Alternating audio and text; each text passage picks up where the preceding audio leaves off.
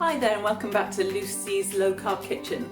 Today we're going to be making lasagna, and for that we're going to be using some spinach pasta.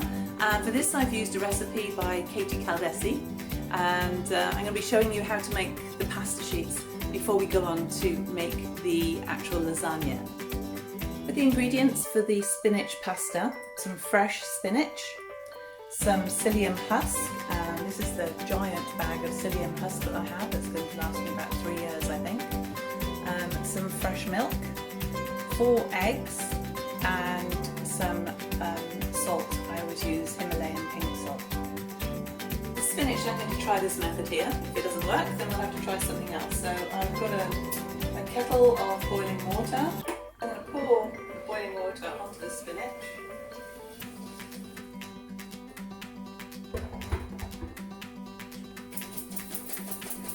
So that has turned into basically a third of what was originally in the colander, and I'm just going to squeeze it very, very hard.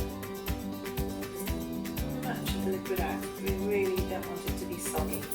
So all that spinach has made this much cooked or dehydrated spinach. So let's see how much that's going to weigh. Okay, let's have a look. See what we've got. Very promising. We've got, looks like we've got 220 grams and we need 300. Just popped out to the garden and got some kale and some chard, and see if we can make up the volume with that. Now we're going to load the spinach and the other ingredients into the food processor.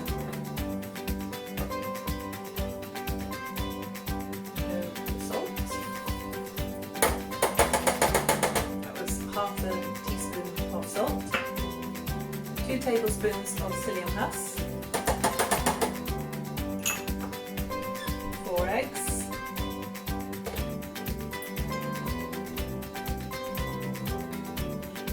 and the 8 tablespoons of milk.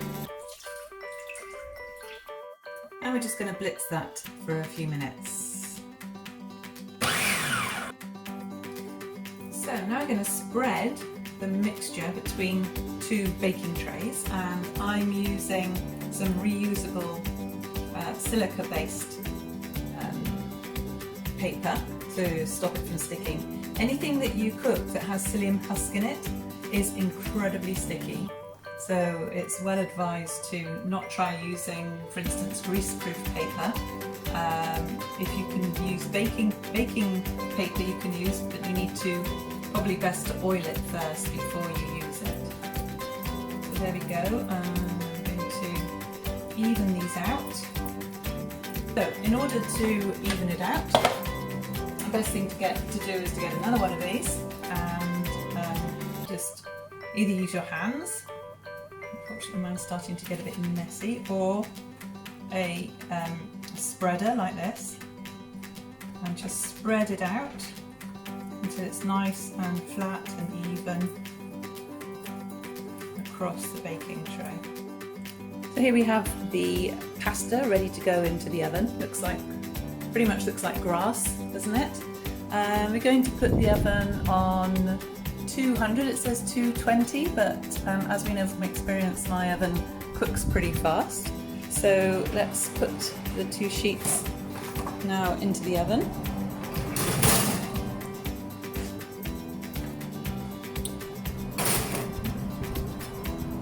Okay, and we'll check back with those in about 8 to 10 minutes. So I've taken the pasta out of the oven, so let's just have a feel, see if it's, yeah, it seems okay. And this one also, yeah, that seems fine. And there we go, there's a plate full of pasta slices to be used in the lasagna when I make that a bit later. For the bolognese sauce, we're going to be using some 20% fat beef mince. Remember, the fattier the better when you're low carbing. I like to put a bit of bacon or chorizo in, so I've got a little bit of chorizo I'm going to be using. Here we've got red pepper, some leek, some onions, some garlic. I might put some fresh garlic in as well, oregano, pink, that's a mix of pink and coarse sea salt, and freshly ground black pepper. Now we're going to make the bolognese sauce for the lasagna.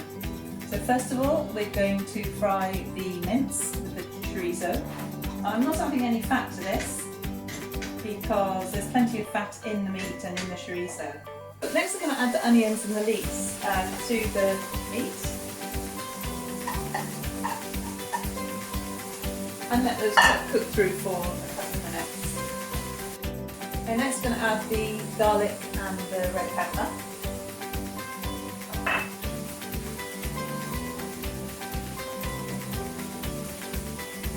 And also I'll add a few spices at this point, so some salt. You always need plenty of salt when you're on a low carb diet. Black pepper.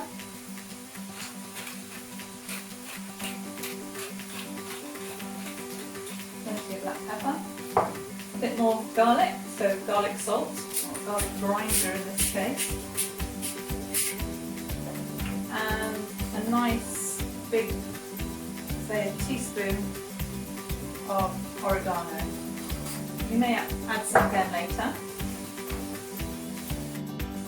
So I added a bit of mushroom that I found in the fridge and just stirred that through. And now I'm going to add the tin of tomatoes. So I like to use chopped tomatoes. And I'll also add some tomato puree, a few squirts of that, just to help thicken it up. I'm going to fill up my can with some water. It's about half of the can. Swish it around to get all the rest of the tomato out of the can, and then just add that also as needed to the sauce. Stir that all around nicely and let it cook for a few minutes. And there you have your bolognese sauce, and it will thicken up. So if you leave it to cook for 5 or 10 minutes, it'll be nice and thick. Taste it again to see if it's got enough herbs and salt and pepper and things for your taste, and add more if you need them. Now for the sauce, for the white sauce, we're going to be using some double cream, some grated cheese. This is a mix of cheddar and mozzarella. This is some other grated cheese, actually that's not for the sauce, that's for the topping later. And some cream cheese. We're going to pour the double cream into the pan.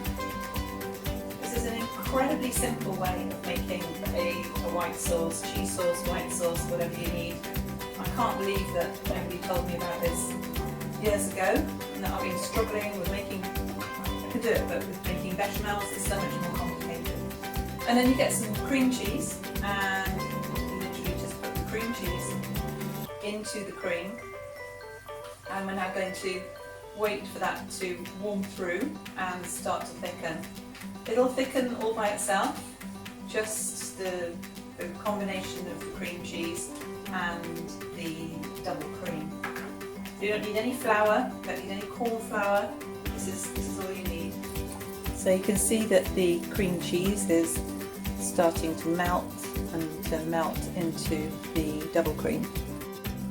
So there you can see it's starting to really thicken nicely. So now we can add some salt and some pepper and the grated cheese. That's going to make a lovely thick cheese sauce ready for layering up our lasagna. So now we're going to make the lasagna, combining all of the elements. So we've got the cheese sauce, the bolognese sauce, and the spinach lasagna slices. And I've already greased the baking dish that I'm going to be using to layer up the lasagna. Okay, so we take some of the meat, place that into the bottom of the baking dish. Spread it out as we go.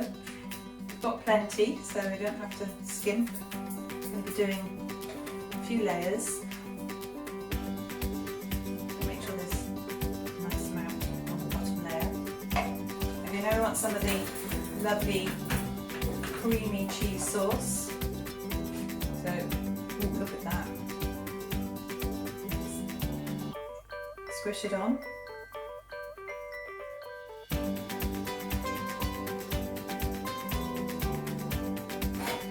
I'm going to use the pasta slices, special ones that we've made. 2,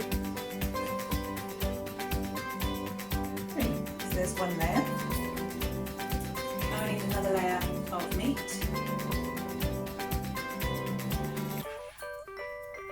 And you can of course do this with all sorts of other ingredients. You could just have a vegetarian one if you wanted.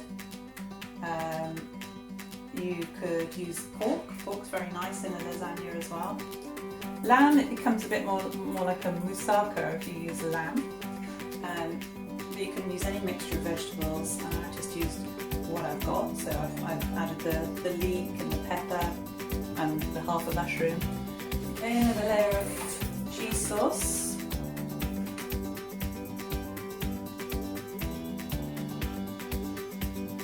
Very stringy, this mozzarella, making a nice mess. Another layer of the pasta. Actually really nice to work with, this spinach pasta. Very easy to work with. A nice piece of meat.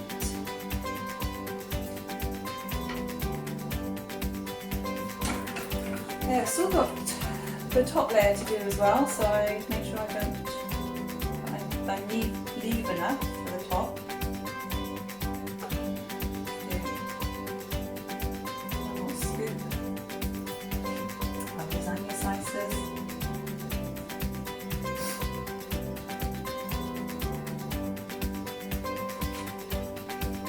Perfect. Now get the rest of the sauce, ribbon it over the top.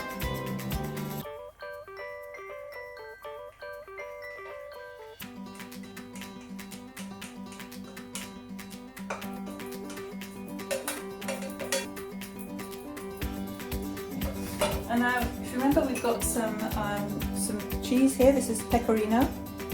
So I'm just going to put some of that. You can just use more of the mozzarella and cheddar if you want. We just happen to have some pecorino in the fridge, so I'm using that. There we go. Nice big twists of black pepper. And something else that I like to use is a little bit of, just a tiny bit of ground nutmeg on anything cheesy, saucy that cooks in the bakes in the oven. Just like that. So there we have it. Lasagna ready for the oven.